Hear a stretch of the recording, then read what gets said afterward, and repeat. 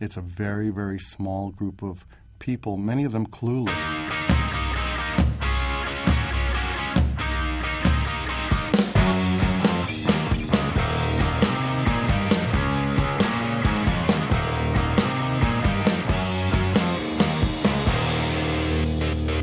Hi, everybody. It's Gene Simmons, and you're not. This is Kiss My Collectibles podcast that you knew. Hello, everyone, and welcome to the next episode of Kiss My Collectibles. I'm one of your co-hosts, Jason Herndon, and with me, as always, my friend Nicholas. One of your co-hosts, Nicholas. That's right. Yes, exactly. My only co-host. Yeah, I know. It's very sad. Where's Joe? He's off shopping for pants, I believe. Leather pants with chaps, actually, is what I heard. Leather chaps. Assless chaps. That's right. But I actually had discussed that with someone, do you need to say assless chaps? Is that like ATM machine? Because chaps necessarily don't have asses in them. So, yeah, that should be our discussion for the day today. Assless chaps. That's hilarious. Now, Joe, I don't know, Joe was busy, and we wanted to, what? And I was going to say, every time he's not here, we should just make up a totally ridiculous reason why Joe isn't here. Do you got one? Just make it more. Oh, I just did. That was assless chaps today. Oh, that's right. All right. So, this next gentleman, a friend of mine, we've been talking about bringing him on the show to do a collector spotlight. I don't know, two and a half years now, something like that. And it probably seemed like I was putting him off or whatever, but that was the furthest thing from the truth. It's just because we don't ever record. I was actually looking at our stats, Nicholas, a couple of weeks ago or something, and I saw that last year, all of 2024, we only recorded 4 total episodes. Wow. Yeah, 2024 was a bit of a write-off. Everyone was like super busy. I think we're almost back on track now for a good 2025. Are we? Yeah. I think so. But it's been better anyway. So anyway, yeah. But yeah, I've been talking about having Mark come on, and we finally have him. So here's my friend Mark Stroming. What's up, buddy? Hey, Jason. Hello. Hey, Nicholas. Hey. Glad to be here finally. Yeah, finally. Yeah, I'm sure you thought, God, those guys just don't want me on the show. No, that's not it. Was it something I said? Yeah. Yeah. I have a list about this. Well, Joe's left. Joe's left because you came on. See, that's right. That's how strong. Let this guy replace me, right? But I have a list of dozens of people that I've talked to over the years about coming on the show, and we just suck at this whole podcast thing anymore. Where do you come to us from today, Mark? Oh yeah. I live in Connecticut, just a little over the border into Connecticut, just about 10 minutes out of 10 minutes when you go through New York State. So, cool. Yeah. Otherwise known as the Vinny State. Isn't he from Connecticut? The Vinny State, isn't he? Oh, the Vinny State. Yes, he's from Connecticut. That is true. Yep, he's from here too. Yep. Yes. Oh God, Vinny Vincent. So, but yeah, so we're gonna do a spotlight with Mark, and we're gonna talk to him about his history with the band, how he got into them, his history with collecting, and then we're gonna talk about some of his choice pieces. You guys have seen us do these a few times before, so you know what the deal is. But before we get into that, Nicholas, shall we? No confession. No. Yes. It was just when you said Nicholas, I went, yeah, what did I do wrong? No. What the hell am I supposed to do? Yeah, exactly. Was I supposed to sing? No. Yeah, that's right. You don't want that. No. So what are we talking about today? I don't know. You do it in there. Yes. Well, I guess I need to do a bit. I just, in true Nicholas fashion, sped read everything, so I kind of only have a bare grasp of what this is. I read pretty in depth about it. Because do you want to talk a little bit about it? Because I can show up the pictures while you're talking as well. Yeah. So So there was a big announcement today as we record this on February the 18th, and so there was a big announcement from KOL that they are doing these gold version of the Strutter single, and this is like a luxury piece, I guess. And I saw this in the Universal business to business database late last year, and so I knew something was coming, but I wasn't 100% sure what it was.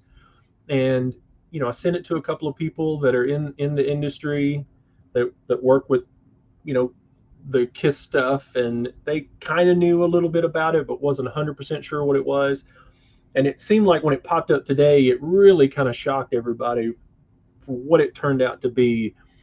This is truly like you know, an elite collector piece only. And so what it is there are two versions. There's one version that's gold plated. It's actually a 5-inch single, not a 7-inch single. It's a 5-inch single. It's one-sided, single-sided, and it has it's supposed to be celebrating the 50th anniversary of Strutter, which was last year, which was when it was originally supposed to come out, or at least when it was originally in the system. It was supposed to come out in December, I thought, but they've maybe not. Maybe they were holding it for February the 18th. I don't know, but they're celebrating the 50th anniversary on the 51st anniversary, so it's kind of odd. And Strutter wasn't the debut single off of the first album; it was Nothing to Lose. So it's kind of odd all the way around. Anyway, so they're doing 500 of these gold-plated singles. They can't have Peter singing on it. It's like, that wouldn't do. They can't have Peter singing lead on the chorus. But so they're doing 500 of these gold-plated versions. At a whopping price of $2,500 each. And then they're also going to do no more than 5. By the way, those 500 are already made because it says on the website they're shipping now. But they're doing 5 more, up to 5 more that are pure gold, that that are pure gold, and 5-inch single. I can't remember. I think it was 8 ounces of gold or something like that. And they're $50,000 a piece. $50,000 a piece. And they'll be signed by Paul and Gene. There's some kind of handwritten letter that'll come in each one by Gene. They're made to order, so if they never sell one, there will never be one made. So it's like the monster book, isn't it? Like where it's like the monster book where it's although they technically had some of the pages, they just had to bind it, didn't they? They had all that printed, they just didn't have it bound together and all that stuff. Yeah. But with this, from what I read, I mean, there's likely a prototype of it, but other than that, of the 5, if they don't get an order, it says it's made to order, so there won't be. Or if they sell 2, there will be 2, and if they sell 5, there will be 5. And it comes with a book, and all of this gold plating, or the pure gold one. I don't know if you want to show me those pictures again. But one thing that has bothered me, so leave that right there, and that's bothered a lot of people, is they are taking this classic 70s single and they put these modern icons on it. I would never do that. Would never do that. And then the flip side has engraving. And they're also slightly older ones because they've updated the I thought they'd updated the Catman to sort of look a bit more like Eric's, the way the angle of his whiskers go. That looks like that's a throwback to some even older ones. Well, maybe if my memory serves me correct. Yeah, no, it does. Unless these are even newer versions of them, but the icons, Yeah, I don't know. And then when it says rim engraved, is that what we're seeing here, or does it actually mean the thickness of it as well is engraved? No, I think it's in the run out groove here, but I could be wrong. Maybe there is a rim on it. I don't know. Yeah, special rim engraving with each record's unique edition number engraved in gold. Oh. Interesting. So that must be on the side bit. So it must be thick enough to do that. And then a KISS logo. So the KISS logo is like a separate piece from what it looks like. Right. That gets attached on. Right. Crystals. And then the flip side, they laser etched the original kind of Blue Bogart label on there, which looks really cool. I like that the best. That's my that side. I would just be happy with that was on both sides. That's exactly how it should have been. Yep. Yeah. And then it comes in this box. What I found ironic is when I was reading more about it is this isn't even a real leather bound. It's imitation leather. So right. if you're gonna $50,000, it can even be real leather. But anyway, it's well, it's vegan friendly though. So that's right. I don't usually complain about KISS merchandise. I defend them pretty much in the groups and in wax and on collectibles and all that stuff, but it's a little bit indefensible. And apparently Paul and Jean were totally involved in this from top to bottom. This isn't I don't think it's a universal thing as much as it is maybe a KOL thing. I guess to spend one, you've made 50 grand or, right. Whatever. So I would have bought, if the plated one was $500, I'd have bought one today. Because I think it really looks nice. And I'd like to be a part of that elite group that has one. And I'd spend $500 on that. But I'm not spending $2,500 on it. No chance. No. How many are you buying, Mark? 2. Yeah, two. One for myself and one to hold on to for 20 years down the road. Yeah. That's right. Yeah. Well, I do actually have, because I know people in the manufacturing plant. So I do have a few videos that they sent me. First, this was during their concept phase of how they came up with this. I love gold. The look of it, the taste of it, the smell of it, the texture. And then then I also had some this is some CCTV footage I found. Now it's silent, it cuts out, but there was actually an accident that happened in the manufacturing, and you'll see here this is what happened.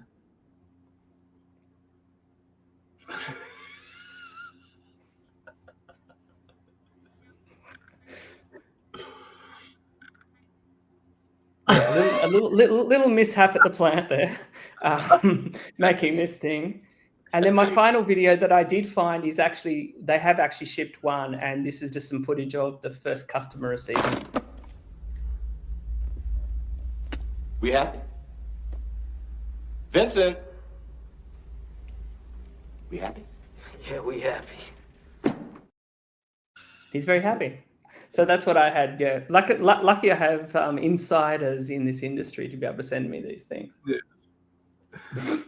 I did see some people out today that for the 8 ounces of gold, it's in today's gold value, 8 ounces of gold is at about $24,600 right now. So that means the other 26,000 is for 2 signatures and manufacturing costs. Wow. I should have sold my books for more. Added $26,000 to the if you bought this thing and melted it down, you'd lose half your money.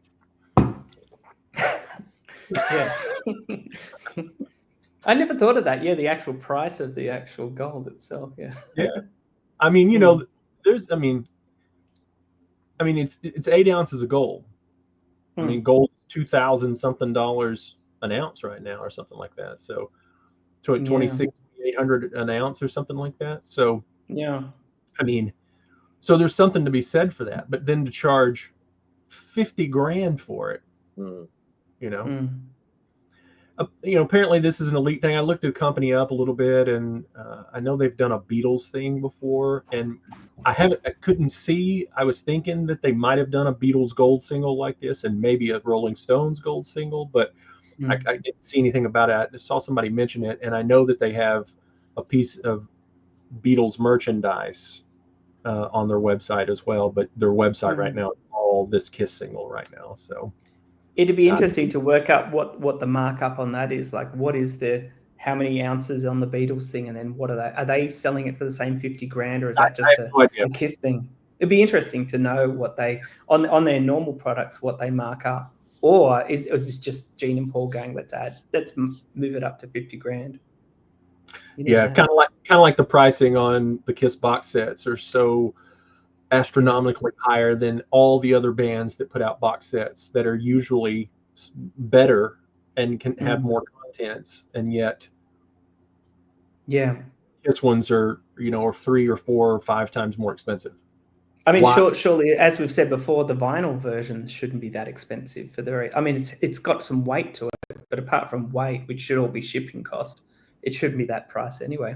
Yeah. Well, when you can buy plenty of vinyl box 22 LP box sets for $300 or $400, and Kiss puts out a 9 LP box set is $1,000.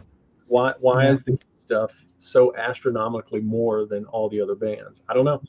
Yeah, I remember how outraged people were on the prices of the vinyl box sets, but now when you look at this, the vinyl box set seems like a good deal. All of a sudden now it doesn't look so overpriced. Yeah.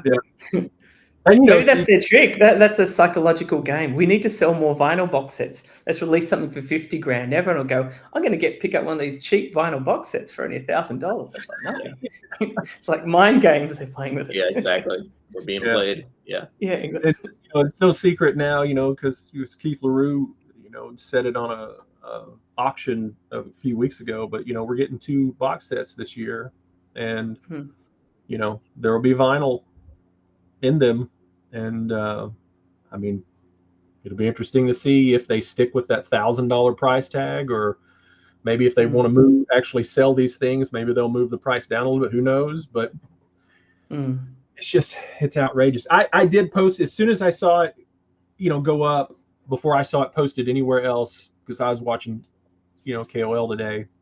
I posted it in Wax, Kiss My Wax, and Kollectibles. And the Kiss My Wax thread has like 200 comments, and there's not a single positive comment. Not a single one.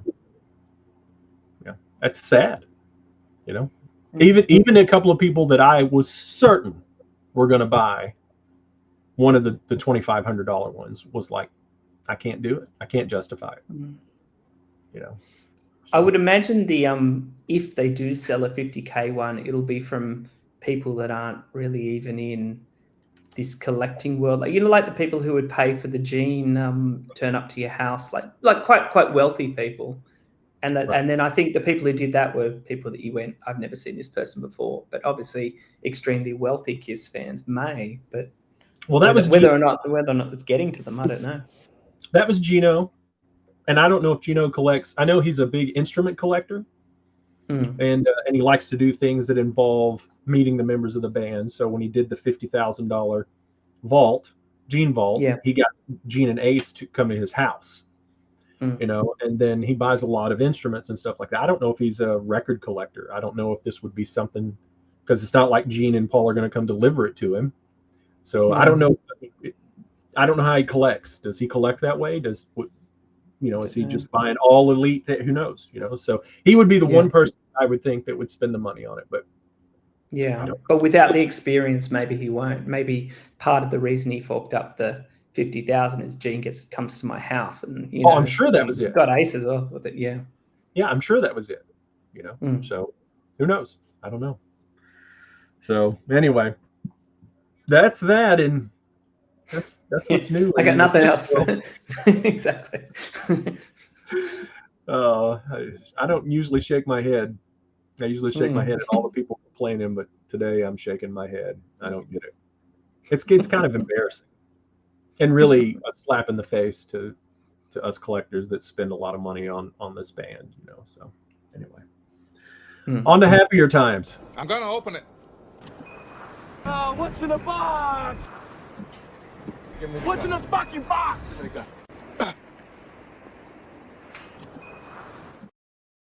You please re-edit that and put that fucking single in there. Yeah, I should.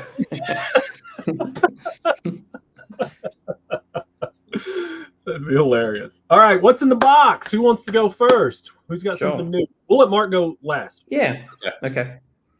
So I've only got one small thing, so I'll show you. I'll show you that, and then also some kids stuff. Now, yeah. I should.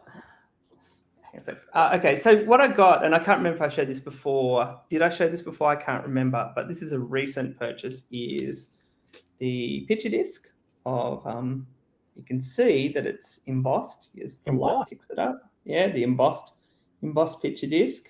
Yeah. Is this the picture disc or is this the colored vinyl? Wait, no, colored vinyl. Sorry, I didn't even look inside. That's the gold nugget.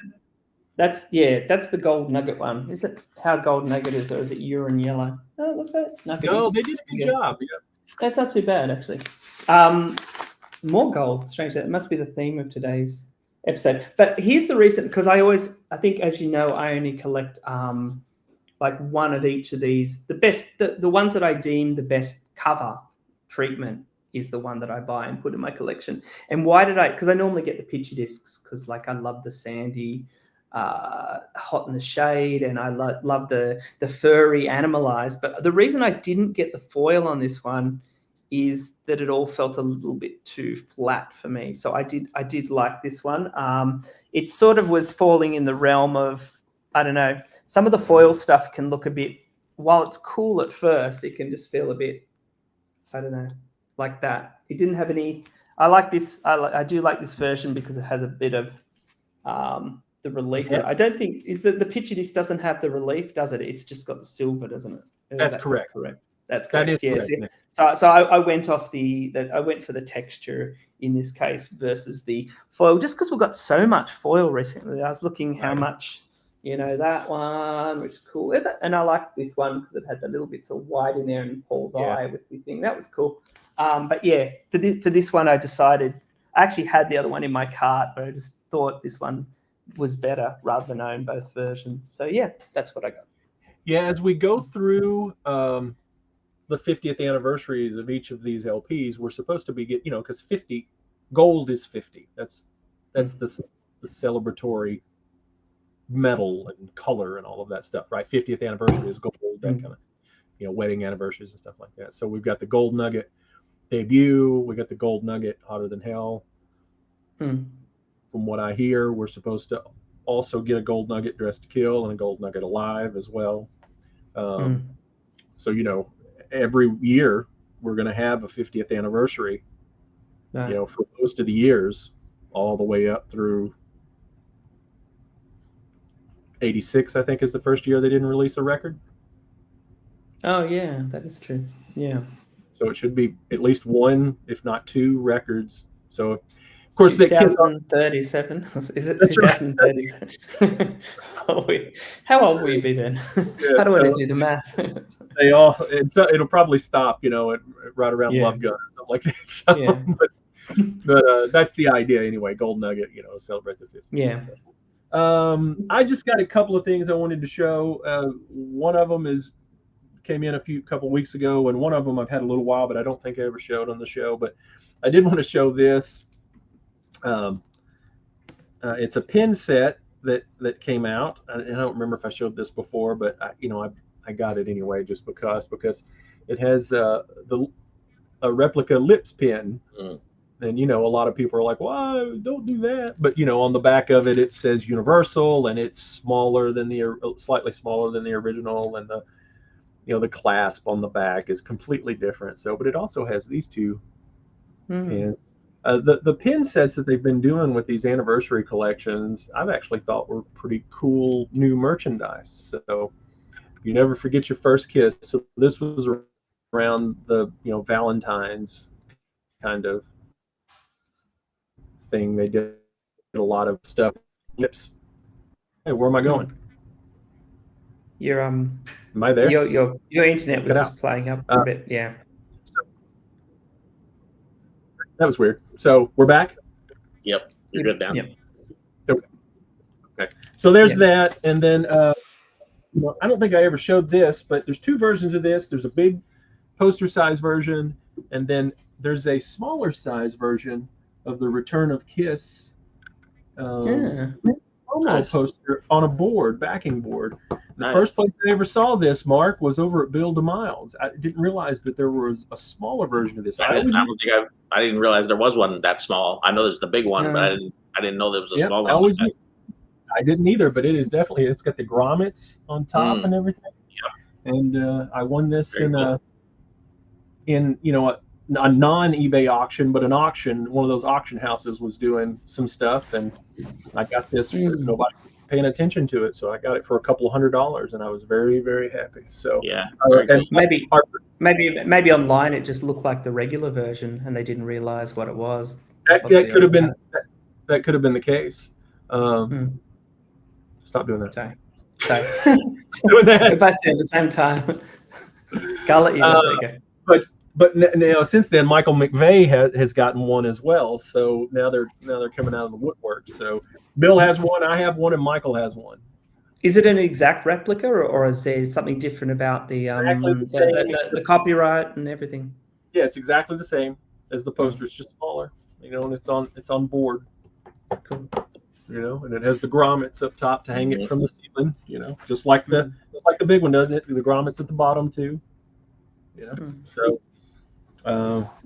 And then, I'm sure five has one, and that sort of thing, but just never paid attention to it until we were over at Bill's house. And I was like, what the hell is that? I've never seen that before. So I don't remember seeing that in Bill's place, but it's hanging on. When you go down, he's got the couch, and then there's that smaller room of stuff. Yep. On the outside of that wall, it's hanging right there on the right. Okay. Yeah. Yeah. So very cool. Yeah. So anyway, all right, Mark, what do you got that's new?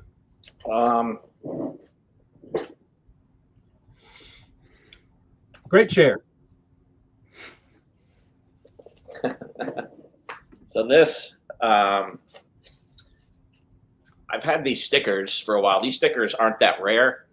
They're not that hard to get either. But I always thought it was super cool, this display board that this set of these stickers came on, would be obviously in the stores in Australia. And, it's got the price at the top. So I came across one of these for what I thought was a good price, and it's complete with all the stickers that it originally came with. None of the stickers have been pulled off. So I got that. So I was pretty excited about getting that for my collection. Hold on, Mark. Pull out for a second. I just got one too, Mark. Oh wow! Look at you. Isn't that crazy? Twinsies. like I don't know, like 3 months ago, I just got one. Oh wow, that's awesome! I had no idea you got one. That's awesome. They're great. Yeah. You're so cool. Yeah, very cool. Yeah, we'll have to talk because my header thing is the glue's a little bit. So did mine, and this is what I used. I wasn't sure exactly what I should do to get that to re-adhere to the top of this thing, so we can talk. Oh, that's it right there. Just trim it. Yeah, you did that. You had to do the same thing. It's coming off just like that all the way down it, and look, now it's substandard Australian glue. God. But it seems like the ones with the almost exact ones with Peter on them were sold separately in the newsagents, and then because I haven't seen the Eric ones appear in anywhere but on these boards, like by themselves. So, well, unless people have broken them up and sold them off this board, right. But it seems like they first would have released probably very early 1980 the Peter ones when the craze was starting, and then once they got the Eric thing, put them fixed it all up and stuff. I think the group shot changes as well. From memory, it's the Dynasty From memory, it's the Dynasty shot on the on just the regular stickers. Right. I can't believe you had that handy there. What? No, I thought you were about to pull it out. I was going, wow, I couldn't believe it. No. I thought you were about to pull that version out. I was going, I was filing there. You were describing the stickers. I was looking at the stickers that were on here. But yeah, this is just Elmer's craft bond glue stick, Mark. And it it was perfect. Just a little bit, and it stuck back on, and it's completely adhered on. So Okay, very cool. That's great. So what else you got? It's great. I didn't mean to steal your thunder, but I just thought that was. Oh no, that was perfect. That's I was looking for that type of information. I was going to ask you that at some point because I was looking for another collector's point of view on what type of glue or spray or whatever I would use to get that back on, because you always get a little nervous. It's like, am I making a good decision or not? Yeah. Then you do it, and then somebody's like, "Oh, that of course wasn't the way to go. I wish you would have talked to me first." I actually had this show beam that was coming apart too, and I used it on this because this is 2 pieces that just has glue between them, and I used it on this one, and it fixed that as well. Perfectly fine. Nice. Yeah. You'd never know. You'd never know. Yeah. All right. Go ahead. So in line with Australia and all Sorry, that. we just got a sponsorship message. Sorry. We'll go back to you. There we go. Sorry. Okay. You solo, Jason. Yeah. I got these puffy stickers from Australia. I love those. Very glad to get. And usually I don't like it when there's a price sticker on my merchandise. But in this case, I said, you know what? It gives it some charm and some character. And if you look at it, you can see, I don't know if you guys can see, like the prices. Big W? There. Yep. Yeah. And Big W. I know that store. It's still around, but with a new logo. Okay. Yeah. But what does it say? Like 12 cents or something like that? Wow. But I just thought it was really cool that it was like, oh no, it was 25 cents originally, and then it was slashed to 12 cents. So it wasn't moving at 25 cents. We gotta do something here to make these things move. Less than half price off. What's interesting, Mark, is that you've just uncovered that those things were sold, well, at least sold by some company officially, because that one's been one of the ones that have been debated as to whether it was just some company that made them. There is a coin from memory. I don't think there's any coin. Oh no, actually there is, believe it or not. Is there one on that one? There is, yeah. I thought there wasn't one on that one. Unless there's a second version of it. Pretty sure there is. I'm pretty sure I saw it on here. Let's get out the magnifying glass. Yeah, exactly. If you could look to the, I don't know how clear this is going to come through, but oh, there is 2. I'm almost certain I've seen a version without that. Now, does that mean that the other version? Because I remember that was one of the ones where we were kind of always going. Oh, that one may or may not be official. Yeah, I can see it. Yeah. To the side of Gene's boot. Yep. It says Kiss, and I believe I can't even see it that well because it's a little dark in here. But I believe next to that Kiss logo by Gene's boot, it says all coin 1980, and there's definitely a whole legal line on there for sure. Yeah. But it's interesting you say that, because years and years ago, when I first laid eyes on this thing, it doesn't look official on your first glance. At least to me, it kind of looked like something that was fan made. It just, for whatever reason, didn't look that official. And so I can understand how there could be some collectors who might think that it wasn't an officially released item. But I'd come to the conclusion that it was a official item, over the years, and then the price stickers that are on it. Yeah, like you said, and also sold in Big W too, which is a huge label. Yeah. Oh, there we go. Yep, it is on there. Okay, it must have been. Yeah, I'm reading it in my own book. No, yes, it is. Oh, you know what I was thinking of? I was thinking of what? Those which don't have any markings. That's correct. Those do not say copyright, all coin, and all that. Yep. Yeah. Man, I forgot to use my new video. Mark, is that new stuff for you? Those are my 2 new things. I've gotten those. It's new! It's new! It's new! It's new!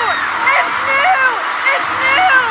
It's new! It's new! It's new! It's new! It's new! It's new! Oh my God! Oh my God! Oh my God! Oh my God! It's you guys! It's new! It's new! What was that? Was Taylor debuting a new song? Is that why she's No, yelling? a new costume. So apparently, Oh, God. I'm gonna get this all wrong, but during that Eras tour, like she would put out these clues, so if she wore something new, that meant something was going to happen or something was going to come out or something like that. And so she comes out in this song and has this new outfit on that she hadn't had on the rest of the tour. And that whoever recorded that went viral and it went crazy. Never My seen buddy Pat told me about it. He's like, when you guys do new stuff, you've got to pull that. Perfect. Oh my God, it's new. It's new. I can't say I got that excited over my new stuff. Well, I've always wanted that puffy sticker, Australian puffy sticker, man, and I can't ever find it for any deal that I can afford. And mine had the 2 amps in mine. Mine was the misprint one, which had, I don't know who I sold it to, but it had double the amps. It had a double in it, which was yeah. Okay. Yeah. Double the amps. Yeah, Yours double doesn't the have amp. double amps, does it, Mark? It does not. 1 amp. 1 amp. 1 amp. So without giving your sources away, is that a private deal, an eBay deal, The group deal? the puppy stickers were an eBay Kim deal. deal. The stickers on the board, that was a non-eBay, I wonder if you bought non-Kiss dealer deal. non-Kiss dealer. Okay. Yeah. I was wondering because I got mine from a guy in Australia who had like 3 or 4 of them. Okay, it might be the same person. That's why I was wondering if it might have been the same. But my guy was a Kiss guy. Okay. I don't know. Anyway, all that. So yeah, and as far as new stuff, just a little hint. I was very, very fortunate to come into some stuff from another collector. So just be watching the channel. I'm going to post a video about it. I'm going to go through it all and everything and tell the whole story, but it's pretty amazing. Okay. To the people watching. So just not you guys, but to the people watching, just pay attention. So it's going to be like a mini-sode, is it? Yeah, it'll be a mini-sode. Yeah, it won't just be me going through this. I promised the guy that I would go through it and make an episode out of it. Or we can all get together and we can all go through it together. I don't know. Yeah. Well, it was pretty fun, so when me and the guy went through it. So anyway, it's about my trip to northern Indiana this last weekend. So that's right. I saw that post. Yep. Now me and my wife. What's the drive time? About 8 hours up, 8 hours back in massive storms that just came through the southeast.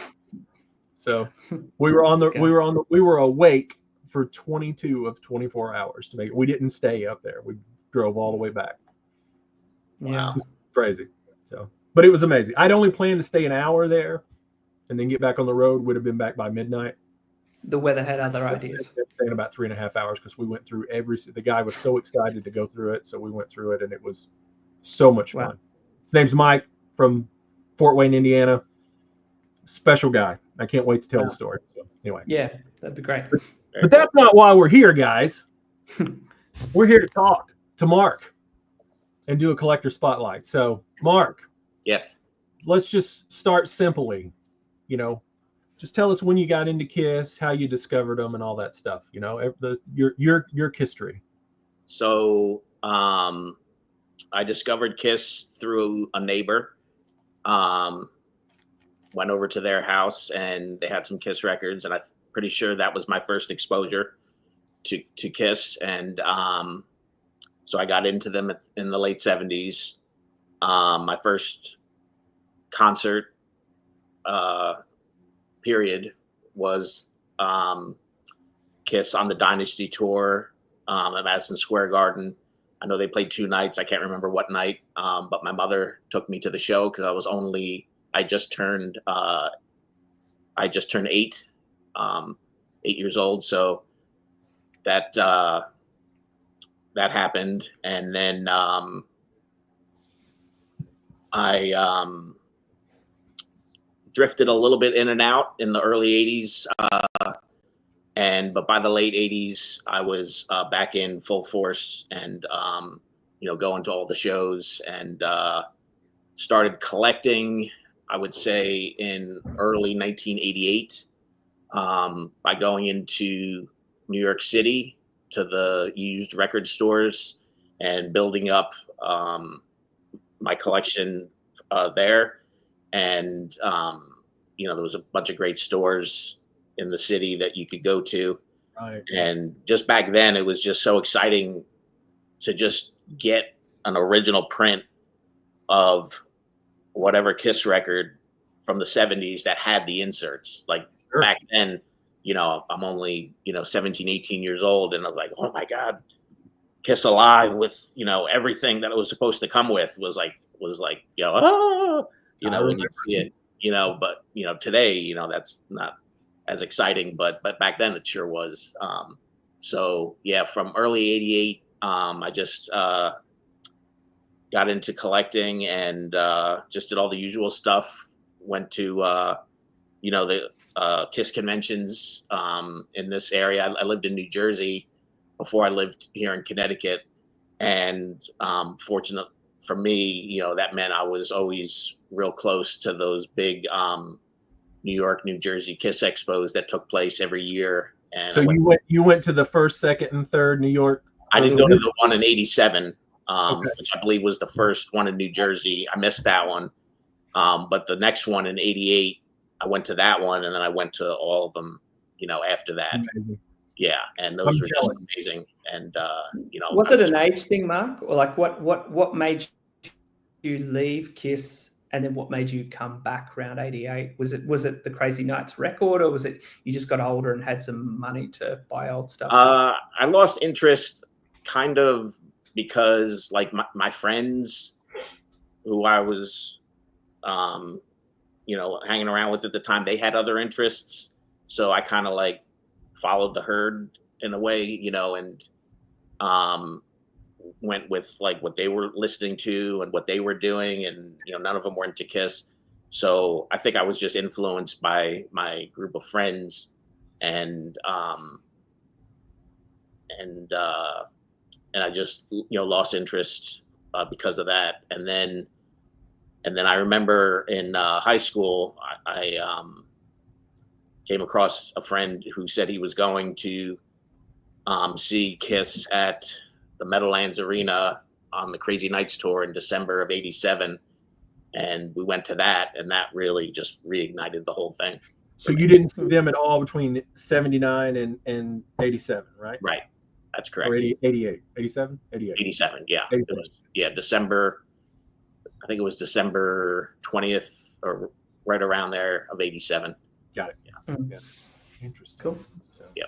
Yeah. So you got to go to most of those early Kiss expos. I remember a friend of mine drove up from Tennessee and went to those, and I was always saw his photos and stuff. Always so jealous because I was a little bit younger, So Yeah.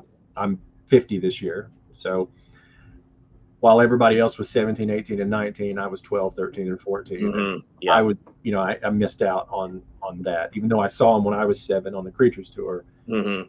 I wouldn't go into New York City or whatever to go to Kiss Expos. So I didn't start going to expos until Phil Elliott started putting them on down here. I see. Yeah. South. So Mhm. I went when I was 16, 17, and 18 to 92, 93, 94 Atlanta expos, 95 and all that stuff. So Yeah. Yeah. Yeah. I've always felt fortunate that I lived in the yes. New York, New Jersey area, because it just seemed like if you had to pick one spot for Kiss related events, it just seemed like, you got the conventions every year, and then you had New York City, which had, all those cool stores in it, like It's Only Rock and Roll and all the used record stores. And then it seemed like whenever there was a signing or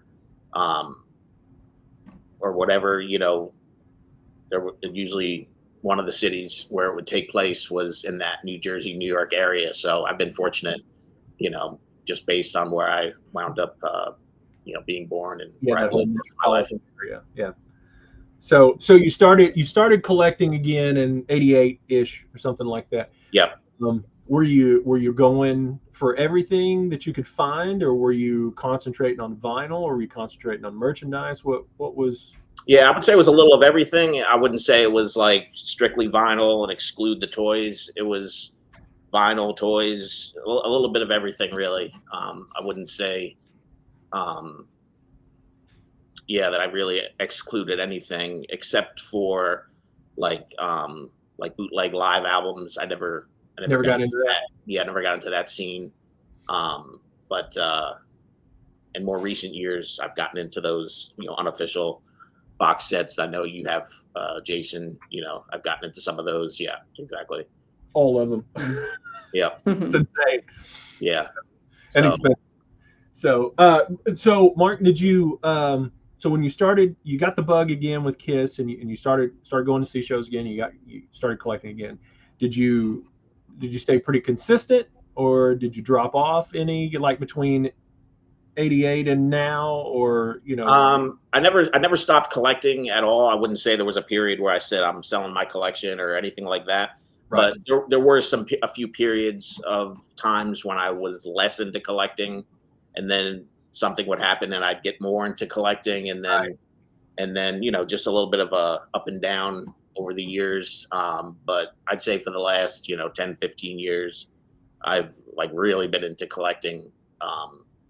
So I don't feel like I'm going through that anymore. Are you still widely focused, or have you sort of razored down your focus to like vintage only or records, or like what are you really focused on now whenever you go after everything? Yeah, I still collect a little bit of everything. Kind of like you, Jason. I'll buy new. I won't like exclude the new stuff, like the pins you were talking about earlier. I thought those were really nice. So I will buy new stuff, and I will buy the classic Allcoin stuff as well. But I love the Kiss Army kits. That's one of my focuses. I love Japanese. It's funny. Everything you mentioned is right here in arm's reach. Wow. So well organized these days. Is that from that trip you were on? No. That's I've been working on those press kits for, I don't know, the last 10 years now, just slowly gathering.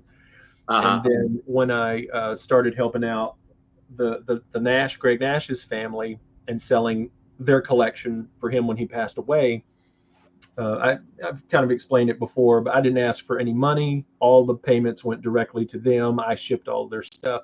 All I asked in return was to be able to pick a few things out of his collection to keep in mind, then fill some holes. And he just happened to have the last 2.5 bits of the press kits that I needed, really. He had a debut press kit, which I had a lot of the guts of, but he had a debut press kit complete, and then he had a Hotter Than Hell, which I had none of, and then he had bits and pieces from other kits that I was missing that I was able to, and then out of the blue. Go ahead, Nicholas. No, I was going to say you sort of did what I was always doing, which was sometimes if you came across a press kit you have but had a few little items that you didn't, you'd buy that and take them out and then sort of move that on for even if you didn't get the full money back, but you got a few more items to make your press kits a bit more complete. Not really. That's exactly. You know what I mean? Right. That's exactly what it is. And sorry, Mark, I don't mean to step on your toes, but and then of course we know the first 3 came with kind of envelopes that you want to collect because they have logos on them and all of that stuff. And John McCoy, my friend John McCoy, who's a big coin collector, and he buys and sells a lot in collectibles. He had bought a lot of stuff from somebody, and just randomly in that lot was the envelope to the Dress to Kill press kit. Of all the things to be in a random, so he posted it on Collectibles as soon as he did. I'm like, sold. I don't care what it cost, bought it, So that's actually the envelope. Well, I'll have to leave that part out. Anyway, I just had it scanned recently, so that press kit. So, but yeah, I love those press kits and Kiss Army kits. So, Mhm. So how many versions of those do you have, Mark? Like, how's your collection with the Kiss Army kits With going? the Kiss Army kits, Yeah. I would say I have maybe like 8 kits, and I would only say maybe 3 are complete. And the other ones I've just been like adding to them, like a miscellaneous piece here and a miscellaneous piece there. Like not too long ago, I came across a Kiss Army kit folded version of Gene 77 poster when his arms are outstretched. And Really? yeah, I found that, and it came in an incomplete kit, but I'm still wrapping my head around. Do I want to like just keep that as a standalone thing, or do I need to like add that to a Kiss Army kit and say, okay, now it's complete with the poster? You know what I mean? Like, because it would just be redundant to everything else that would be in the kit would be something I have, would be items I have already. Right. So I feel like I have to like just kind of wrap my head around and organize my Kiss Army kits in a way which makes sense to me.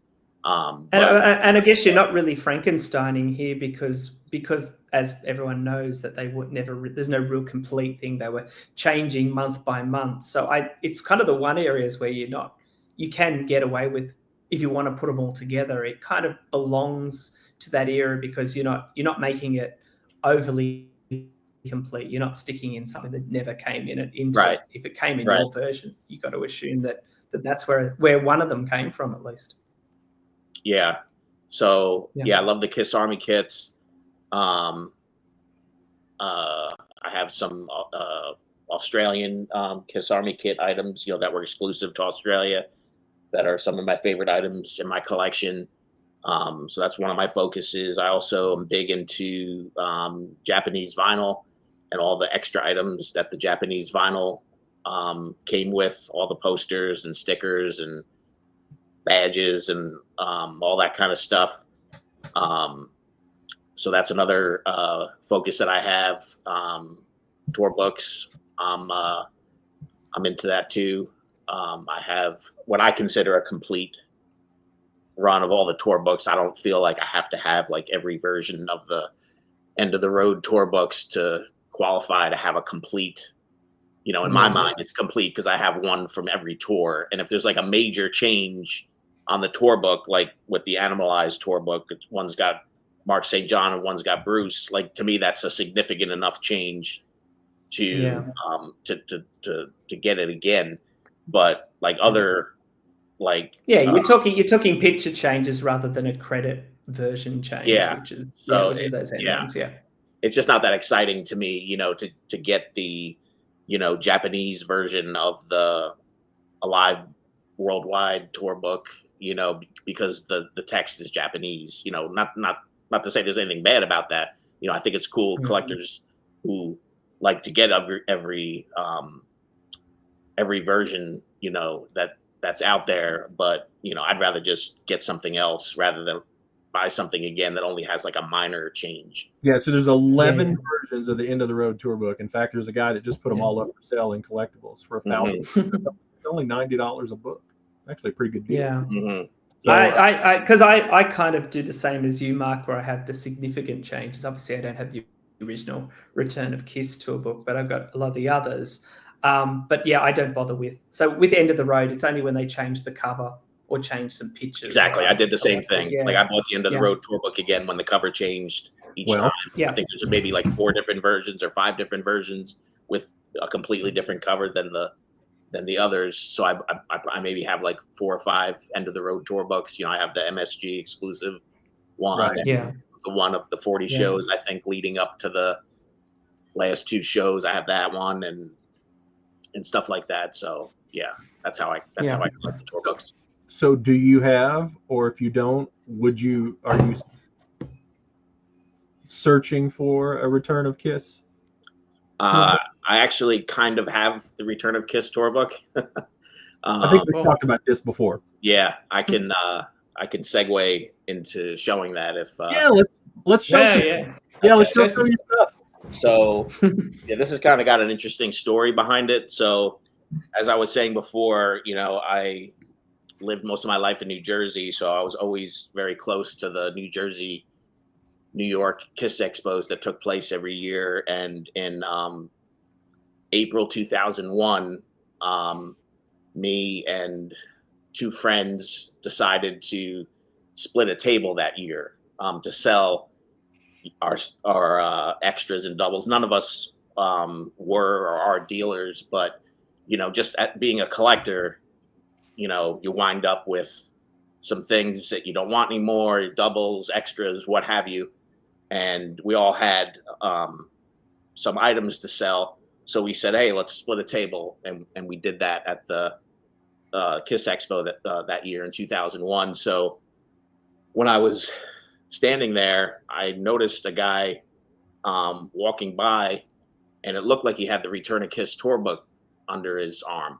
So I left my spot behind the table and I walked over to him. I started up a conversation with him and I said, hey, is that the Return of Kiss tour book? And he showed it to me, and it was. And he was interested in selling it. That's why he brought it to the Kiss Expo. I think he was going to go to one of the dealers who were there. But luckily I got to him first, and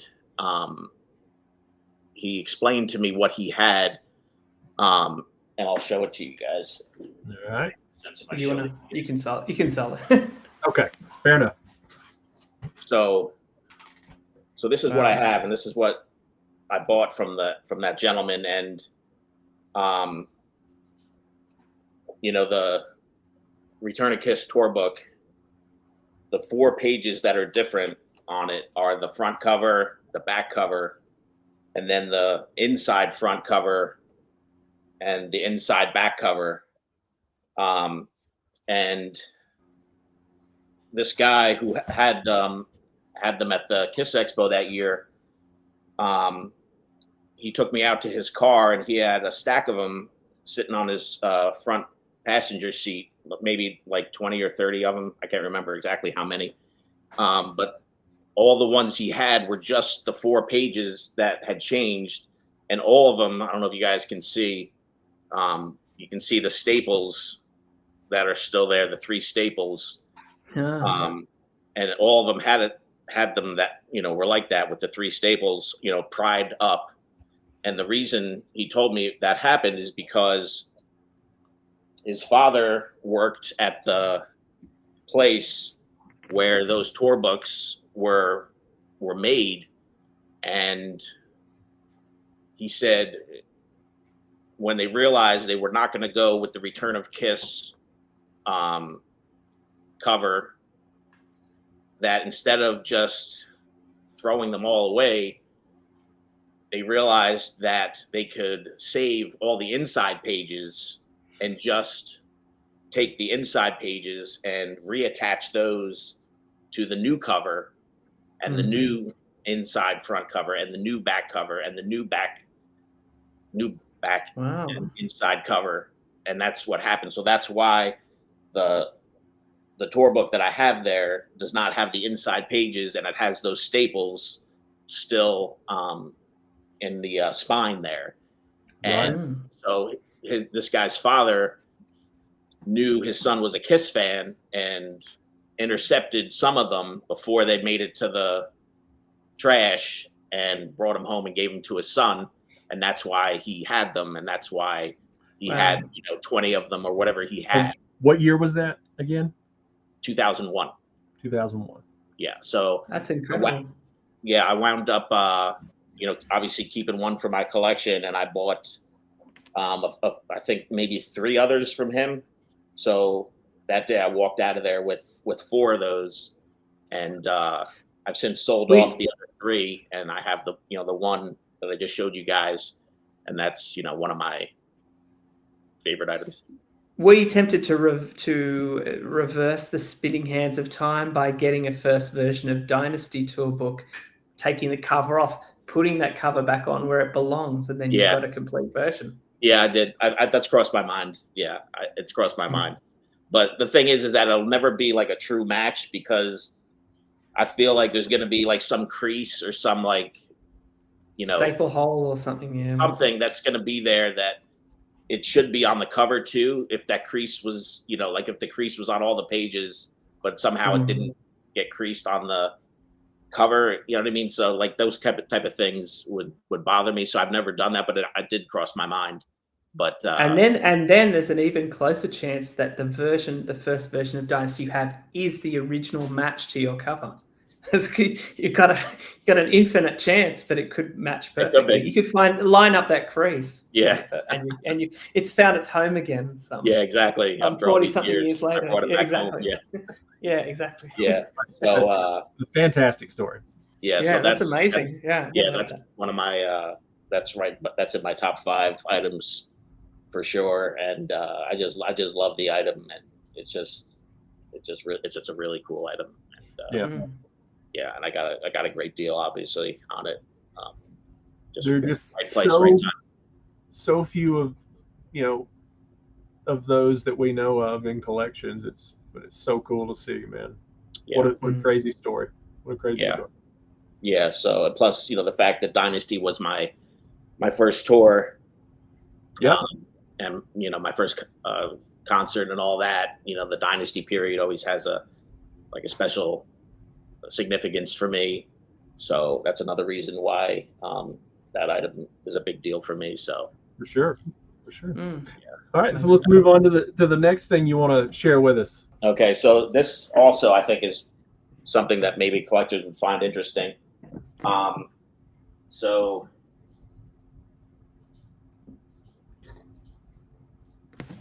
this fellow here is Vincent DiGirlando. Okay. And he worked with Dennis Wallach, who most people know, as the art director who art directed all the Kiss records from, I want to say maybe Destroyer or Alive. I'm not sure when he started. Up through, I think Alive. Sure. Yeah. Alive was the first. I think. Okay, I think that sounds right. Yeah. So this fellow, Vincent DiGirlando, he was selling this mock-up that he made.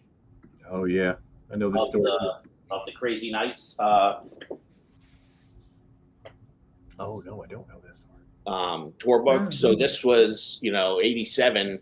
So this was before computers became the way to do this. So in order for him to show his ideas for what he thought the Kiss Crazy Nights tour book should be, he had to actually mock up this and cut and paste, photos and cut them out and paste them down and markers and everything. And this thing is like put together with tape and incredible like that. But you could see, that his layouts and everything that's in here. This is where the tour book came from. This is these are the ideas that he mocked up, and they obviously went for it. And wow, that's amazing. Yeah, so I don't even want to flip all the pages right now because it's so hard to wow, flip the pages without doing that. But you got incredible. You got the original. Yeah. And you could see, they stayed pretty true to what he had more words at the top there. But it's a lot of fun to flip through both tour books, and you could see, page by page how they followed his layouts and ideas. Obviously, he had to use asylum photos because the Crazy Nights photo sessions had not taken place yet. But I just thought this was a super, super cool item, and he sold it to me with this Crazy Nights tour book as well, and he gave me a certificate of authenticity, which he signed, And so that's another one of my favorite items. Yeah. That is we used to call that in magazines a dummy. Those were called dummies. A dummy? In terms Yeah. of the things we would mock up when pitching new mags and stuff like that. We'd make ones like that. Yeah. Yeah. So that I thought that was just super cool. Obviously, it's one of a kind. And when I was chatting with him on Facebook Messenger, he was telling me more about it and stuff like that. And I also have a YouTube video where he was interviewed by somebody, and this is when he had the tour book before he sold it to me, and he holds it up in the video and he talks about it and stuff like that. So it's a nice thing to have, to validate that item and hear him talking about it as he's actually holding it. So I have that video. And what year did that happen again, Mark? When did I buy this? Yeah, when did that whole interaction happen? Early 2022. Oh, so not too long ago. Yeah, it was only about 3 years ago. Yeah. Wow, that's fantastic. Man. Yeah, and sadly, not that long after that, he passed away. So yeah, I can't remember the exact time frame, but I want to say a year or two after that. I read the news on the internet somewhere that he had passed away. So that was sad to hear. But yeah, it was just a really great cool. that you liberated that, because I mean, think about. I talk about this with my friends all the time. So, friends here that I'm in person, we talk about this kind of stuff all the time. Think about all the people that have passed away that have all of this amazing, one of a kind KISS things. Art directors and all of these people that have done so many things, and then whoever all of that stuff is left to, it just gets sold for nothing in an estate sale or gets thrown away because it looks like trash or something. Yeah, and all those stories are gone that he has to share with people. Gone. Never be told again. Yep. Gone. Sad. Super sad.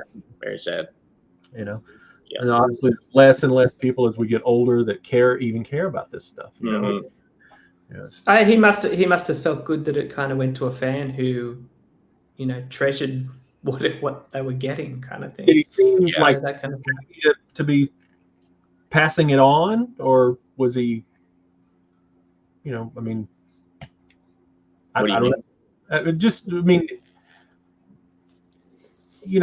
Well, like Nicholas was saying, it seemed like he was happy that it was going to a fan. Oh, right. Yes. Yeah. I do think he enjoyed that when it found its way into the hands of somebody who would really, treasure it and enjoy having it. Yeah. It's very much the sentiment of this other story, this Indiana story I've got to tell about this process that happened. The gentleman, Mike, was just elated that his collection was going to someone who would appreciate it and not just be piecing it out over time. I mean, I may sell some of it, but most of it's going to stay with me, and that's what he wanted. Mm-hmm. Yeah. So. Sorry, I'm going to sell a lot, but it was nice. No, just kidding. Getting filed right into my collection. Yeah. No, cool. So, but anyway, all right. Yeah. What's next? So this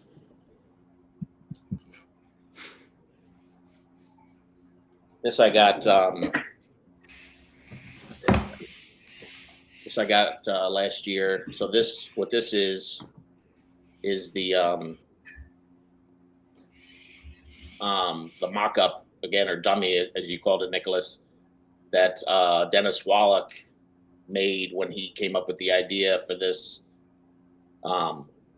cover for Creatures of the Night. So he had to put this together. Not that dissimilar to what Vincent had to do with the Crazy Nights thing, where he had to cut out things and paste things and apply spray paint or whatever to get that white glow. So I always thought this was a super cool album cover, and I just thought it was super cool to have the start of the whole Creatures of the Night album cover and everything that came after that. So that's something that I got, and I don't know if you guys have seen, but in the last few years, Dennis Wallach has done interviews with this fella. I can't remember his name right now, but he interviews Dennis for each Kiss album cover that he did, and goes through step by step. Here's what I proposed. Here's what I was thinking. Here's what the band said. This was rejected. This was approved. All the back and forth that took place for each album cover, and they showed this in the episode that they did in the Creatures of the Night album cover. So I saw it there, and I just thought it was a super cool piece. Again, one-off item like the Crazy Nights tour book. Yeah, and how did that purchase happen? Did you reach out to him, or was no? This was through a non-Kiss auction. It was an auction, but it was a non-Kiss. It wasn't a Kiss exclusive auction. Right. Right. Yeah. What was on the back, Mark? What was on the bag? back cover of that? Yeah, is it got Dennis's bottom, in leather pants? It's just I see. It's just the cover, just like artboard, a board that you'd buy in the art store. Yeah. Cool. Yeah. Awesome. That's amazing. And Amazing piece, that one. Can you tell how he did the eyes? Do they actually glow, or is that just white paper? Well, it's actual. Like when I rubbed my finger over the eyes, very gently, when I got it, and so it is some sort of paint. I believe it was with some sort of spray. I can't remember. He talks about it in the episode, but how he did it exactly. But it's some sort of spray where he like spray painted the eyes on. But got it. Yeah, they don't actually glow. If I turn the lights off right now, right. It glows.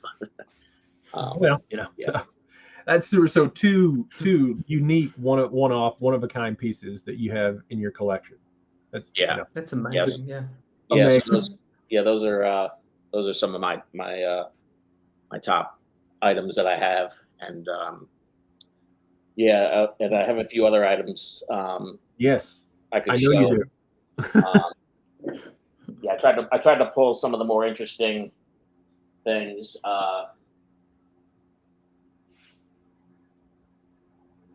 Like we were talking before, Nicholas and Jason, about the Kiss Army kits. I've been able to, get some of the, the Australian exclusive Kiss Army kit items. These cards. These. Oh, mine didn't have those cards. What? They're the smaller versions of the. I don't know if you necessarily call them Kiss Army kit items. I believe they were for sale in one of the Australian Kiss Army kit newsletters. Oh, right. Yes. If you have. Yes. Can you show them up close? Because they talked about that in one of the newsletters, but I hadn't actually seen what they look like. Yeah, they're the stickers, weren't they? Are they stickers or are they cards? No, they're just cards. They're just like postcards, kind of. They were, they're definitely from the and like one of the advertisements in one of the Kiss Army kits. Yes, that's great. Yeah, because like when you guys did the Kiss Army kit episode, years ago, and you guys showed the Kiss Army newsletters that were exclusive to Australia from like 79 to 82 maybe. In one of those, there's like a bunch of merchandise that you could buy, and I'm pretty sure those they were part of that. Yeah, I think from memory, and I could be wrong, that the actual little ad talked about there was like posters, and then cards or something. So like 2 sizes or something like that you could get of those from memory from that. They're cool. I've literally never seen those before, so that's amazing. Amazing. Yeah. So I have the I also have this again. This was also something that was, I think, offered through that merchandise. The Eric Carr 8x10, Australia exclusive item. And I have a few I don't have the full Elder kit, but I have a few 8x10s. So I kind of keep all my Australian exclusive items in this folder. I have this.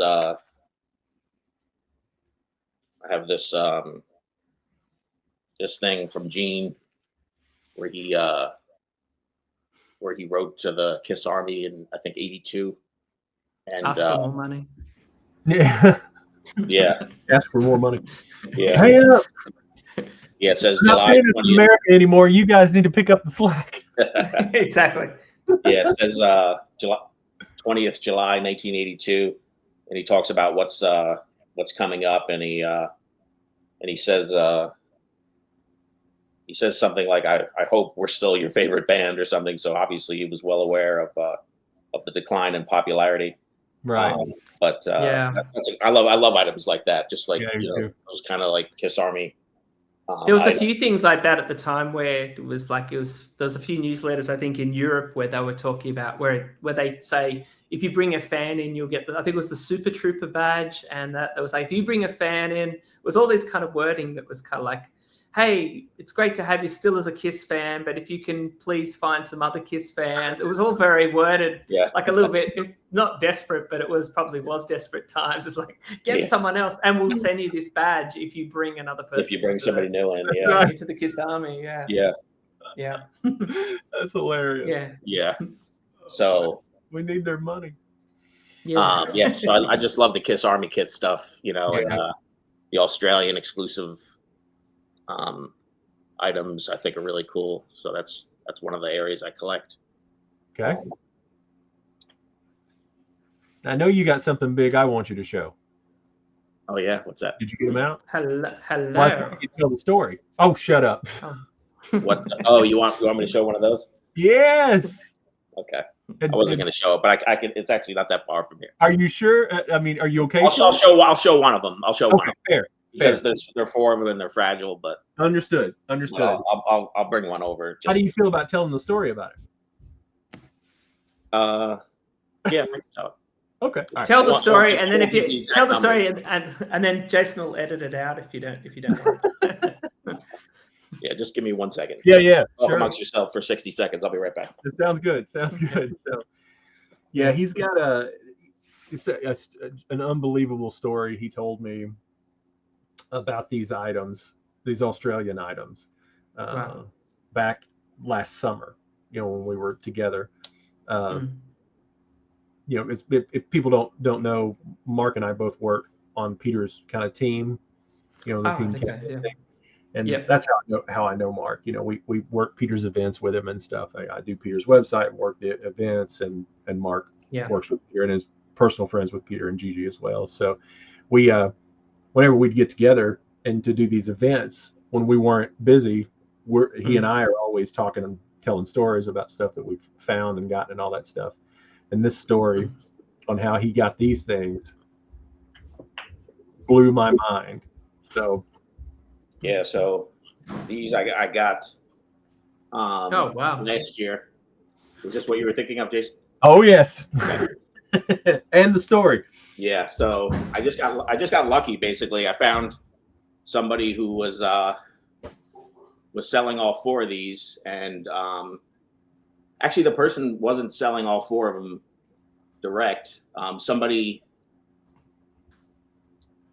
posted on Facebook that he had a friend who has a collector store, and he had some KISS stuff, and he showed some photos, and all four of these were in the photos with no price or anything. So and I didn't know if they were still available. So anyway, I reached out to the person, and he had all four, and he sold me all four of them for one price. I got a great deal. And the whole time, you don't want to tell that part. That's the best part, right? What's that? You don't want to say that part. That's the best part, right? About what the price was? What the price was. You don't have to, but yeah, I'll just leave that to fair your enough. imagination. A smaller amount than what most people pay for them. Yes. Yeah, I would say far less than what they would go for. but I remember when he told me the price. I didn't know if he was giving me the price in Australian dollars or US dollars, but it didn't matter to me at that point because I was in either way. So I just said sold. You know, they're considered them sold, and he packed them up right away and got them to me, and you know, I was just ecstatic to get these because it just the kind of item that I loved, to, you know, just to see it, but I never thought I'd actually own it. Same. Great condition too. Like apart from the crack at the top left, it looks almost perfect. It's incredible. Yeah. So but those things are so fragile. Yeah, so I was able to get all 4 of these last May. Amazing. And let me just go put this back. Yeah, I mean, just an amazing story. When he told me last year, I was like, what luck, man! I couldn't believe it. Yeah. a good deal, you know. So yeah. He also told part of the story. I was like, he was worried, right, Mark? You were worried about them being shipped because they're so fragile and they're so fragile, and I was just worried that something was going to go wrong. Either somebody would, you know, offer the guy more money and, you know, take him out right underneath me, or then. Even when they were on their way, I was thinking, oh, what are the chances that they actually get to me and are not, you know, damaged? Yeah.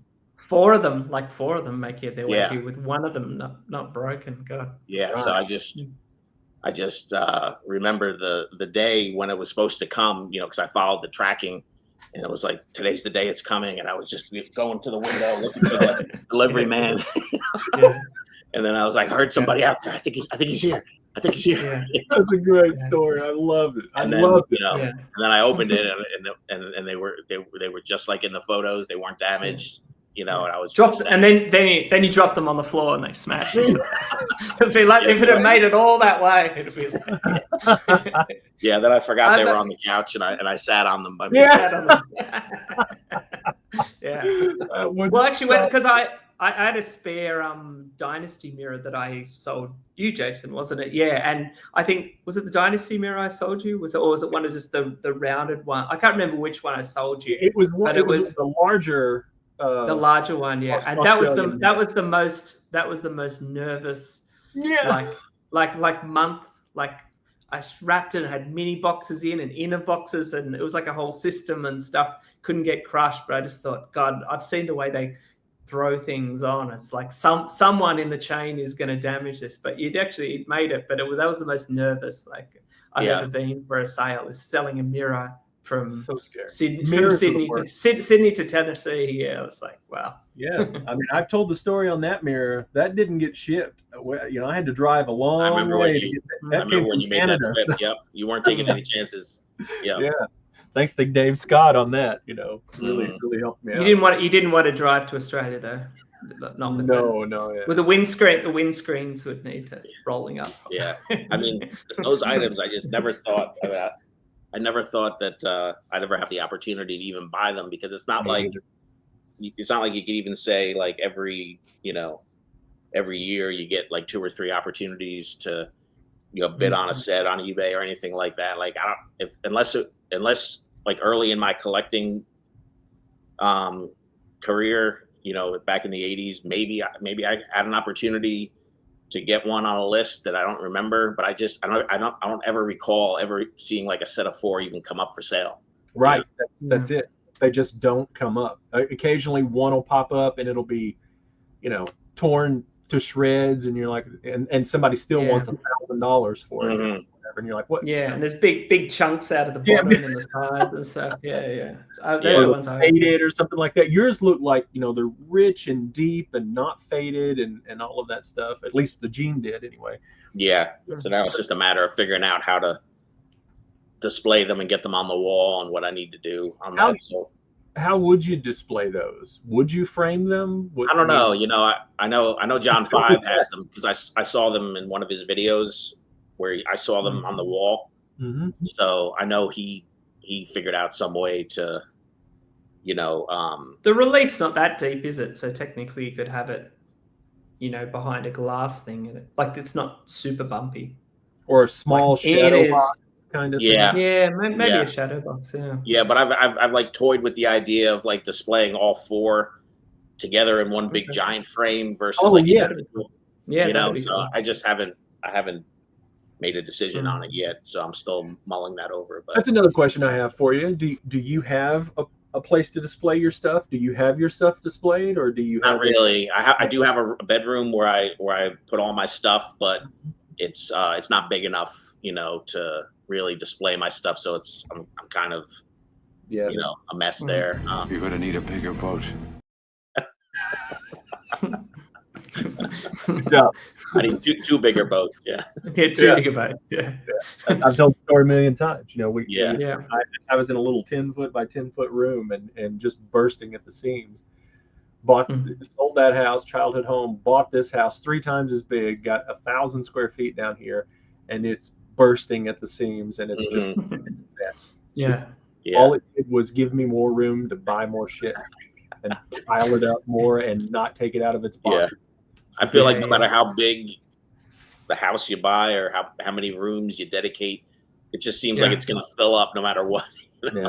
It's But unbelievable. do you know why that is? It's not just buying stuff. It's once you get more room, you go, I'm no longer kind of stacking things close or they're sitting in front. I'm giving them a bit more space. So you start Yeah. spacing things out and they end up taking up just the same amount of room as they Right. as they Of course always did anyway. Because you try to present them better. Oh, I've got more space. And you're just like, yeah, okay, Yeah. there goes the room.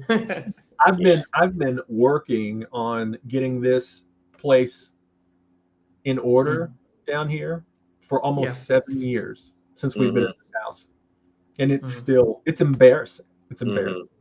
This Is the is floor better? This is a facade. Because Yeah. you famously had a messy floor, but is the floor Still now do.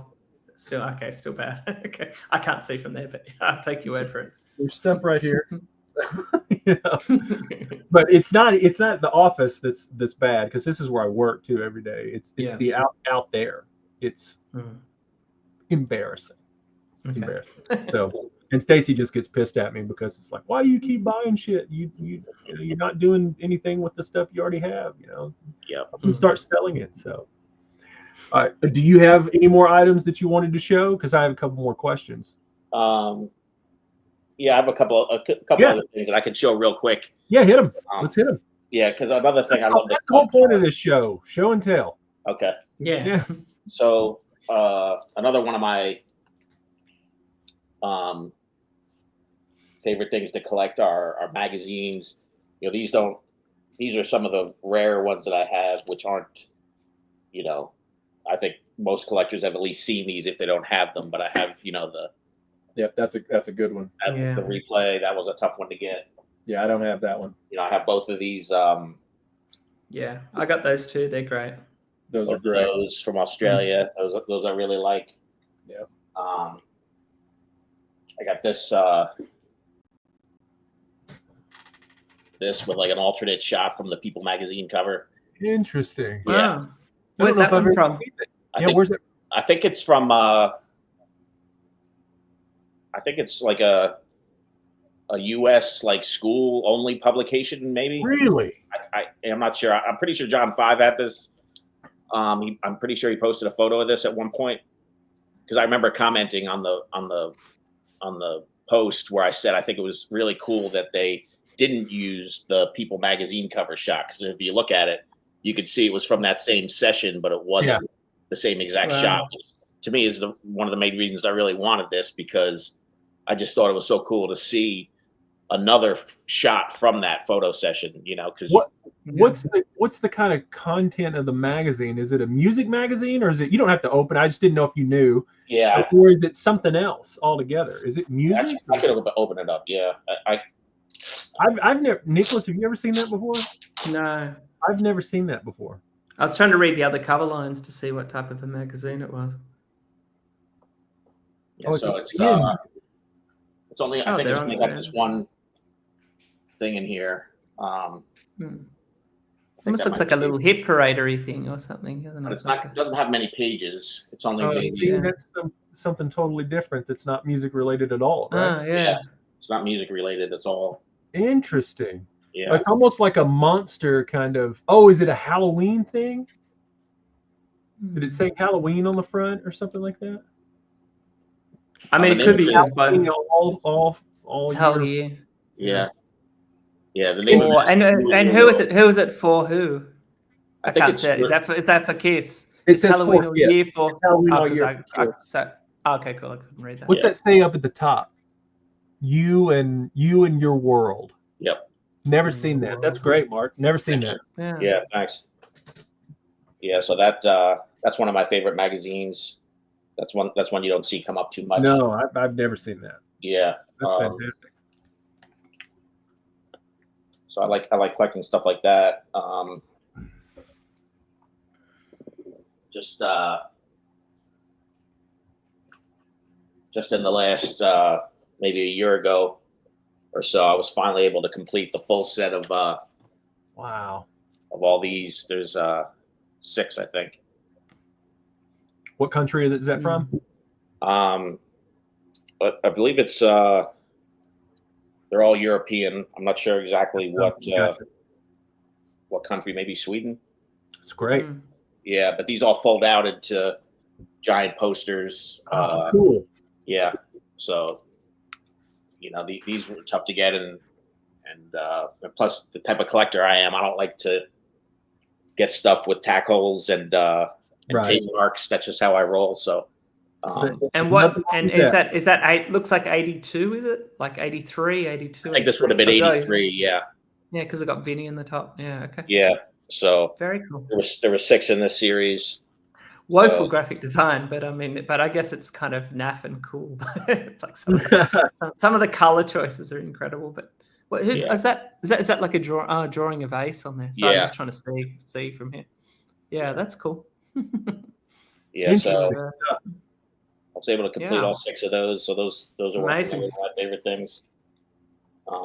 Yeah, Mark, I would love to collect like you. Mint as possible. I'm too poor for that, so yeah, I have to take what I can get. So. Yeah, no, I mean, you do see these; they come up for sale, but I would say, the majority of the time they've got the tack holes and the tape marks and the fun right. Because they were posters. You said they were posters, right? So people. Yeah, every one of them folds out into a. Yeah. I think like a 6 or 8 panel poster, something like that. And people would stick them up on the walls. Yeah. The just back to the salmon colored TV wig one that still gives me nightmares about my fuck up where I bought the newsagent poster, like the big size of TV week from Frank Aquilina, and I took it out, and then I took the cardboard thing out for recycling, and they took it away. Realized I actually didn't take it out, so I bought the newsagent poster.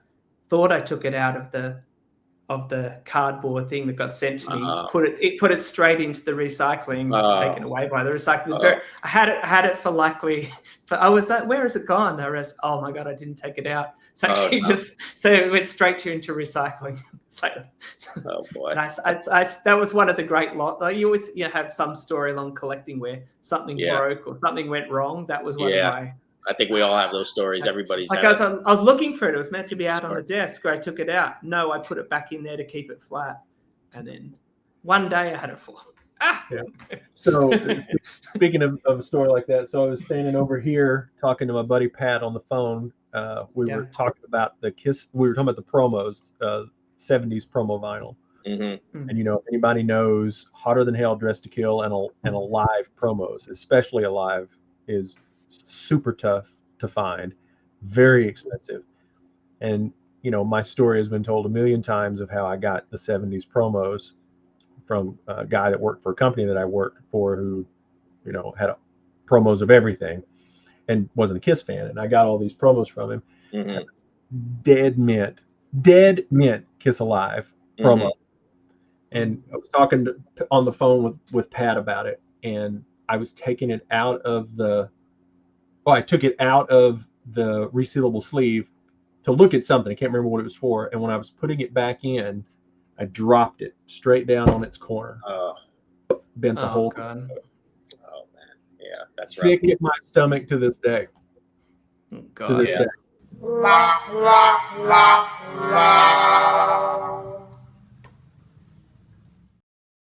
Yeah, I think every collector has a story like that. It's just when you talk about how many things pass through our hands, and just at some point something's going to drop.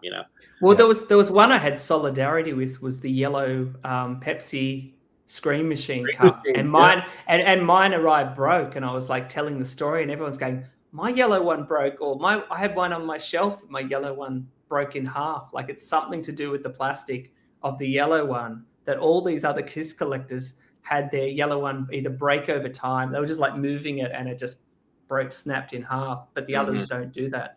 And mine no, I wouldn't broke. say they don't do that. I'd say they know it's worse. They definitely are all brittle, because I have the common blue one. Yeah. Went to move it off. I was arranging my shelf. Went to move it, picked it up just at the top of it. Yeah. And that whole piece snapped off. A whole piece snapped off. Okay, right. Yeah. Sick in my stomach. Yeah. Yeah. Front or back? I can't remember, because right now I have it glued back in. Oh, okay, right. Because back you can still display it, but front if it came out, it would be hard to see. But yeah. It looks, like snaggletooth or something like that. Yeah. But no, it pinched right off in my fingers. No other obvious signs of cracking there prior or anything like that. I just was picking it up literally to move it over, and it just snapped off in my fingers. Couldn't believe it. That's rough. Yeah. So I'd be scared to death if I paid, $600-700 for a white one or a yellow one, and had to ship it through the, any delivery service, because they just just don't. Well, the guy I bought it from was a great. He, like everything else he shipped to me, perfect. You should have seen the wrapping on this thing. It was incredible. Like, he protected it. It's just, that thing would have just been the slightest vibration to fall apart. Yeah. Do you have any of them, Mark? I do not. Yeah, they're brutal. Did you have anything else you wanted to show? Yeah, I have a couple other things. Yep. Let's do it. Just to shift gears here to show you like a newer thing that is not like vintage 70s, 80s. This is maybe not that appealing to some people. I thought this was a super cool item that came out in 2008. So in 2008, Kiss toured France, and around the same time that they toured there, they reissued the first Marvel comic book as a hardcover edition, and gave it a new cover here with this kind of mylar kind of thing to it. And I always loved them. I always loved the artwork in the Marvel comics that they did. I'm not much of a fan for the comic book art that came after that, but the 77 and 78 Marvel artwork I really dig. Absolutely. Yeah. So this they released this as a hardcover book, and it has this poster in here, and then the poster is like under the dust jacket here, and then you can see this is that's a hardcover thing there, and then all the text in here is all in French. That's fascinating. I've never seen that before either. See, I'd seen, because I've got a few promo ads promoting that mag, but I never knew it was had the lovely embossing and all hardcover. It just looked like another version of the magazine. Another version of the comic. That's great. Yeah. So underneath the dust jacket, you got this poster that they gave you.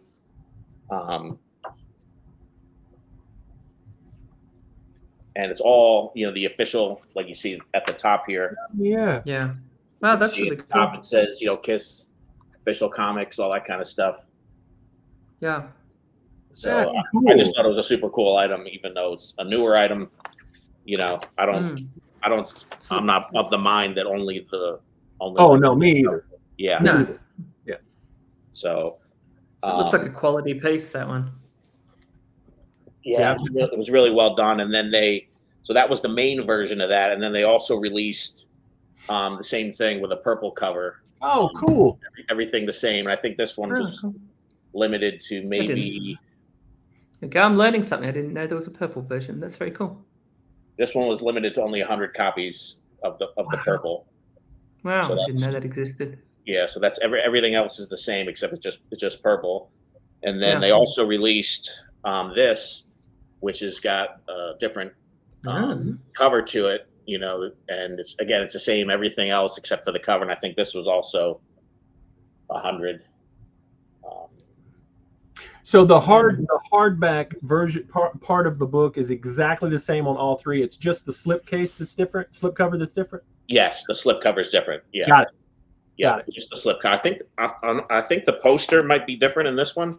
Sure. No, I think the post. I think what you said is true, Jason. They're all the same except for the slipcover.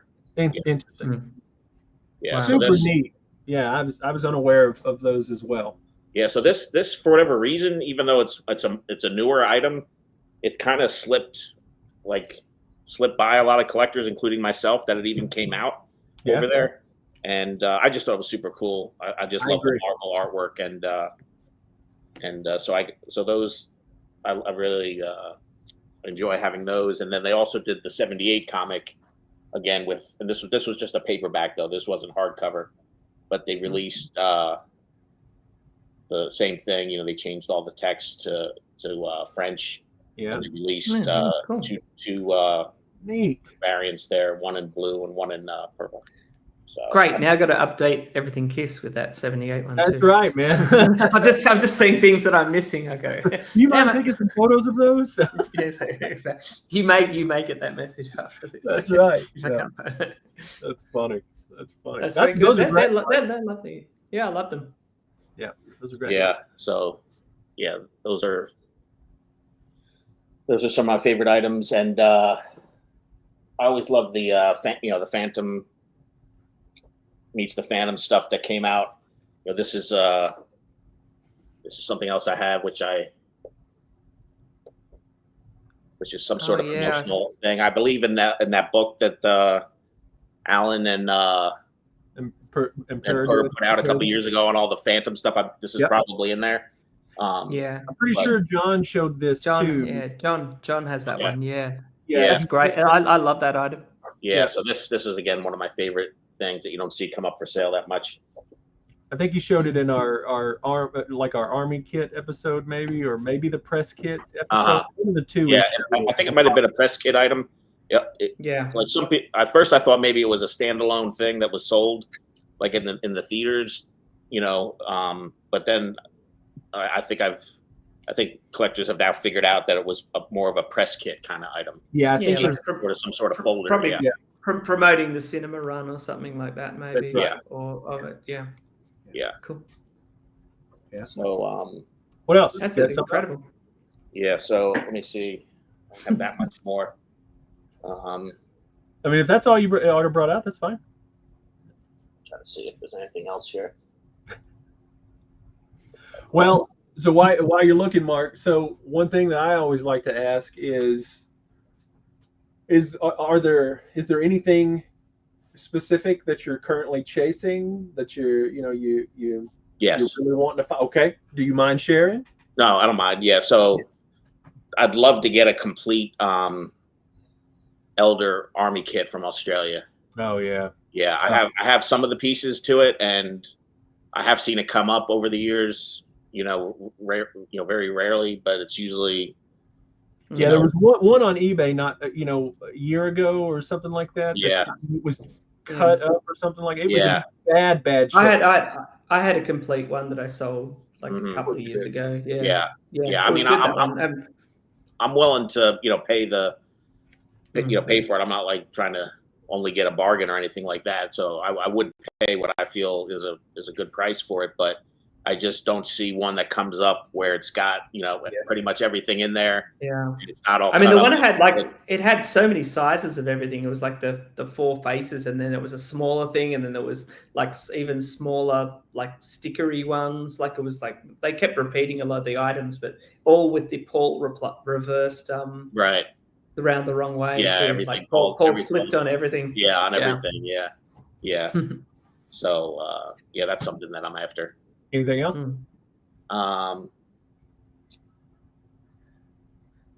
not that I could think of off the top of my head. I mean, I'm always looking for, you know, I love the Australian items that came out in the late 70s, early 80s, you know, from your country, Nicholas. So anything from that I don't have, I'm always in the market for that.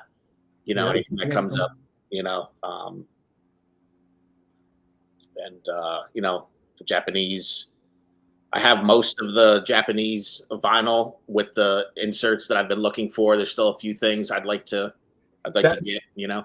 I'm glad you said that, because I wanted to, when you mentioned that earlier, I was going to ask you, you know, when we got to talking about it, what particular promo pieces are you missing that you're looking for, you know, from the Japanese stuff? Is there anything specific? Yeah, there's the so, you know, there was like a business sized card that had like a calendar on the back. Yeah. So I have the one from, I think it was 77, which says Victor Records, and it has that, like, I think Destroyer kind of sparkly photo background. Okay. On that. So I have that one, but then there was also one that was done very similar to that from the Creatures of the Night period. Oh yeah.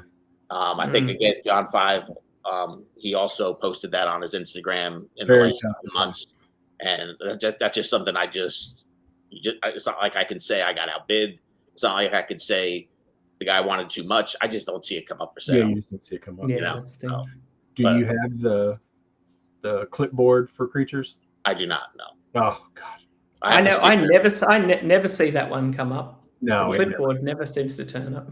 Never see that come up for sale. But I do have the sheet of stickers, the yellow stickers that I love that those. I did get at a Kiss Expo. Do you have the in-store, the promo poster for the Creatures?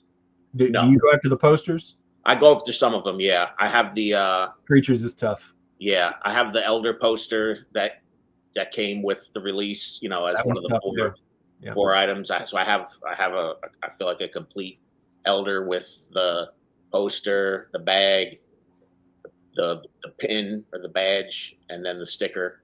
So I have all 4 items that came with the original Elder. That's excellent.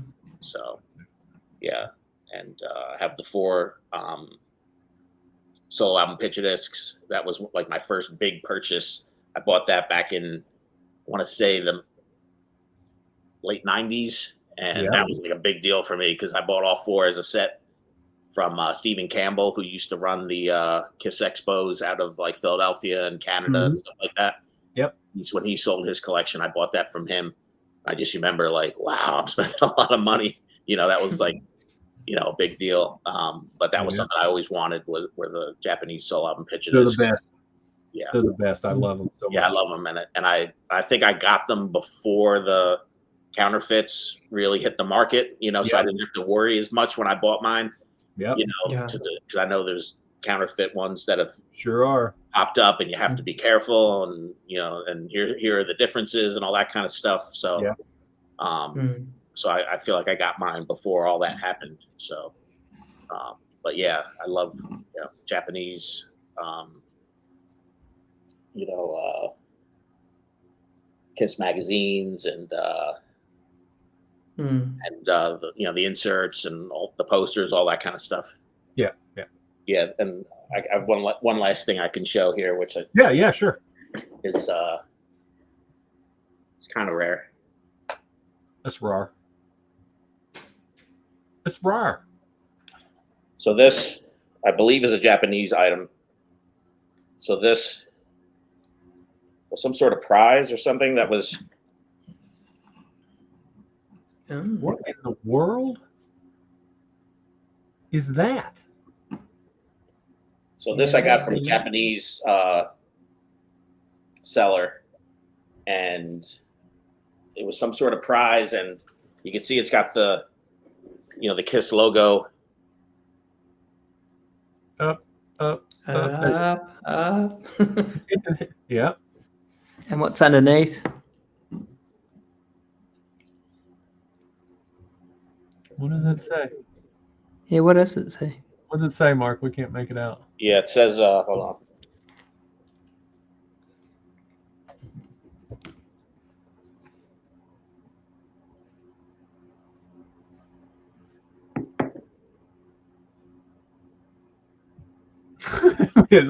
Forensically. It says copyright Kiss, or it says copyright Allcoin Enterprises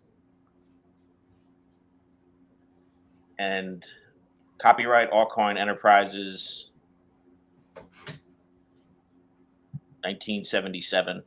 Okay. Yeah, because it looks like the poster. So Yeah, it's this- just like a little thin tapestry kind of thing. Yeah. It's kind of hard to show, but like you see, like that's in the upper corner there. Yeah. I think it has something to do with like Kiss Me, like that's a product that was for sale in Japan, so it was a tie-in with that. Yeah. But- Never heard of it. Yeah, or some company just scanned it and Yeah, but made it's kind their of hard own to thing, show. but You who really knows? have to have a dark background behind it. But Yeah, anyway, yeah. that's one of my That's rare very cool. Japanese- Yeah, never Japanese seen items that. that I have. I didn't realize it was gonna be that hard to show it. Oh, That's tough, but that is neat. I've never seen that before. That's crazy. yeah, so that's Never heard of it. I wonder what Elaine would have to say about that. I don't know. Yeah. Interesting. All right. So to wrap up, Mark, I want you to do one thing. And we played this game one of the times I think we might have been in Florida together. Let's play it with Nicholas. okay. So Mark has this game, this kind of scenario kind of game about collecting Kiss stuff. Right. So go ahead, Mark. Go Okay, ahead. so, yeah, so I'll- hold on. And the people that are listening, whenever Mark throws this out there, please put your answers wherever you're watching this in the comments below, because I Yeah. think this is a fun game to play. Yeah, so this I proposed to Jason to get his answer. So this is kind of a fun question to ask collectors. So, and I'll give you my answer, because when you hear my answer, that'll make you think about it. Because you don't want to necessarily go with the first thing that pops into your head. So the question is if you could go into a time machine and go back in time to any part of the world, to any month and year, where would you go? And but the thing is, when you go back, you can only buy Kiss merchandise, and only for 24 hours. That's it. So you can't. Don't say like, well, I'd go back to 1977 and I'd buy Apple stock and I'd be a millionaire. So you can only buy Kiss merchandise in a 24-hour period, and that's it. And then you And come back. it's just a time machine. It's not a time and space. I can't change my location. I'd still end up in Australia. No. You can go back to any part of the world you want to go. So Okay. I'll give you my answer. For me, where I would go is I would go back to Australia in November of 1980 when Kiss was on tour there, and I would pick a day when Kiss was playing a concert that night, and my 24-hour period would be during the day. I would go to all the stores and buy as much Kiss merchandise as I could. And then when I went to the concert that night, I would go to the merchandise stand and buy as much Kiss merchandise as I could from the merchandise stand. And then my 24-hour period would be over, and then that would be the end of it. So that's where I would go. You have to think about it, because you have to be able to get to the stores. The stuff has to be available, so it's tough, like on solo album stuff, merchandise. That's an order form. That stuff wasn't in stores for the most part. Right. You can't really just go Right. buy that. Right. And if you say, well, I'd go back to Japan in 1977 on the day where I'd be able to walk into a store and get those Victor Records binoculars that came with that cassette package, that's great. That's a cool item and it's amazing and all that. But what else are you going to be able to get on that day? That's right. You want to think about it. So you're not only just going back in time.